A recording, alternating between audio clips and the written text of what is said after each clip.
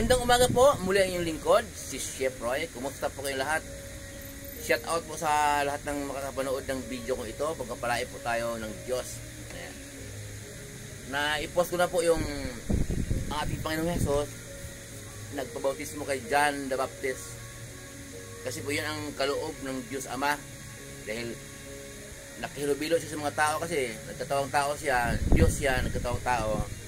Kaya kailangan magbabautismo din po siya. Pagkatapos po noon, nag-aayuno siya ng 40 days. Bilang paghahanda po sa mga darating na pagsubok, maraming hirap siyang dalinasin bilang katawang tao. Pagkatapos po noon, nangaral na siya. Okay. May itinakda kasi ang Diyos Ama ng makapangyarihan sa lahat kung kailan siya magsimulang mangaral. 30 years, nagsimula siyang mangaral. Kaya po, nung nangaral po ang ating Panginoong Hesus, kasabay po noon na mga himala, nagpapagaling siya ng may sakit, nagpapalayas ng mga masamang espiritu. So, kasama ang kayong mga alagad. May babasahin po ang inyong lingkod. Pakinggan po ninyo sa Marcos 6. Umpisahan ko po sa 1. So, umalis doon si Jesus at umuwi siya sa sariling bayan kasama ang kanyang mga alagad. Pagdating ng araw ng pamamahinga, si Jesus ay nagturo sa sinaguga. Maraming tao ang nakinig sa kanya at sa kanilang pagkamanghay, nagtanungan sila, saan kaya niya natutunan saan kaya niya natutunan ang lahat ng yan? Anong karunungan itong ipinagkaloob sa kanya? Paano siya nakakagawa ng mga himala? Hindi ba ito ang karpinterong anak ni Maria at kapatid ni na Santiago, Jose, Judas at Simon? Taga rito rin ang kanyang mga kapatid na babae, hindi ba? Kaya hindi sila naniniwala sa kanya. Ayan po. Noong pong nagpagaling ating Panginoong Hesus sa iba't ibang lugar, kasabay po yung nangaral siya, nagpapalayas ng masamang espiritu. Pag uwi po niya doon sa lugar nila, sa Galilea, pumasok po siya sa sinaguga, araw ng pamamahinga. Ayan po, binasa niya yung lingkod. Ibig po sabihin ng sinaguga, marami nagtanong po kung ano yung sinagoga, building ba? Depende kung yung mga member dyan mapera, patay ng building para maging sinagoga. Okay. Pwede rin kung magtyaga pa sila, simula lang may bubong, may dingding naman, may mga upuan, at sinagoga na yan. Pwede lang, yung sinagoga po, doon po ginaganap tuwing araw ng pamamahinga. Pagsamba, linggo. Doon ginaganap pagturo ng mga kautusan ni Moises.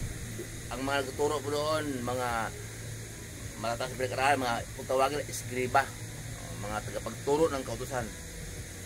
Si Jesus po ay pumapasok sa sinaguga at nagturo. Ayun sa binasa ng lingkod. Namangha ang mga tao roon at sinabi, nagtanong-tanungan sila na saan kaya niya ito natutunan? Okay.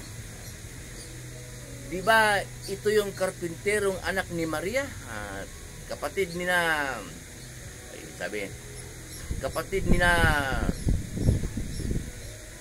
Simon, Santiago, binabanggit mga kapatid. Taga rito rin ang kanyang mga kapatid na babae. Di ba? Okay. Kaya hindi naniniwala kay Jesus yung mga nakikinig. Kahit na humanga na magaling mangaral. Pero hindi naniniwala ito, kaya hindi sila naniniwala sa kanya. Kaya ganun pala yun. Pag taga sa inyo yung nangaral, tuwit bahay mo, hindi paniwalaan. Ito po, binasa yung lingkod na ang nagtanong-tanungan sila, hindi ba ito ang karpinterong anak ni Maria at kapatid ni na Santiago, Jose, Judas at Simon? Taga rito rin ang kanyang mga kapatid na babae. So nakikita kung paano lumaki sa Tagarian. Kaya, hindi paniniwalaan. Kaya po, ang mga iba po nagturo, ang ating Panginoong Hesus daw, mababasa daw sa Bible, 12 years old nang isinama ni Maria at ni Jose sa templo ng Jerusalem. Nagsimulang mangaral po. Mababasa po natin, edad ng ating Panginoong Hesus, 30 years old na. So, lumaktaw po, nawala daw yung 18 years old. Hindi po nawala. Ay, kung intindihin po natin, ayan po. Sabi ng mga nakikinig, di ba yun ang karpintero? Ano, karpintero pala siya.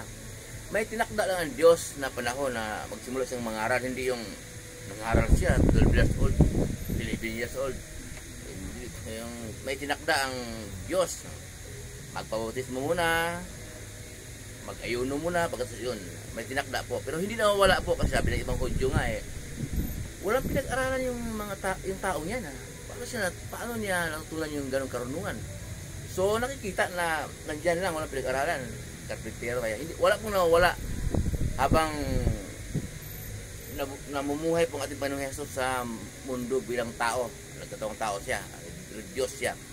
Pero ito pong nabanggit ko po na di ba Tagarian lang siya, anak siya ni Maria, karpintero siya, kaya hindi niniwala ang mga Hudyo. Ganun pala po yun, pagka ang mga ngaral ng salita ng Diyos, kapitbahay mo, lalo kung kasama mo sa work. Ayan, sabi doon. Kaya, ibig kong sabihin pala, ang Panginoong Hesus na yun, Diyos na yun, anak ng Diyos, nangangaral.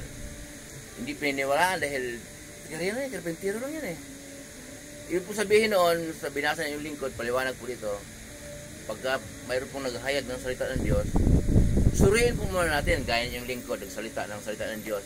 May verse naman akong binabanggit. Basahin po ninyo. Bukod sa nakinig kayo, magbasa po kayo ng Bible. Paano? Sinong paniniwalaan ninyo? May dayo, naka-Amerikana, nakasuot ng barong, puting-puti, ang gwapo. Diba? Hindi po din sukatan. Pakinggan yung sinasabi at umanggi siya ng verse, basahin po natin. Hindi yung nangangaral, kumugwapo, hindi taga rito, dayo, nakakotse, paniwalaan agad. Yung pinapangaral niya, hindi naman sa Diyos, sarili lang niya, hindi naman sa Bible. Hindi yun sa Diyos, kasi nga ang totoo pong nangangaral ng salita ng Diyos, hindi po niya inaako na sa kanya galing ang karunungan niya, kundi mula sa Diyos. Gaya ng inyong lingkod, nagsalita ako ng salita ng Diyos kasi ang Diyos ay pag-ibig. Mula noon hanggang ngayon po, nagpapadala ang Diyos sa lugar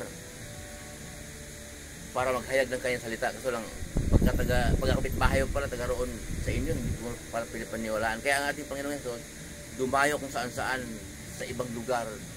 Yun ang naniniwala. Gaya pong kung saan pinanganak ang Panginoong Hesus. Hindi mo Kristiyano yung mga noon. Ngayon, sa Pilipinas tayo, maraming Kristiyano, may ibang bansa, maraming Kristiyano. Yun po yun.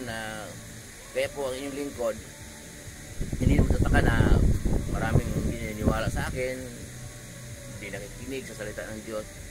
Salita ng Diyos hindi yung makikinig sa pagkatapos kung magsalita ng salita ng Diyos kasi back to normal, Chef Roy. Wala na yun. Pagka nagsalita po ng salita ng Diyos, tingnan po muna natin bago husgahan.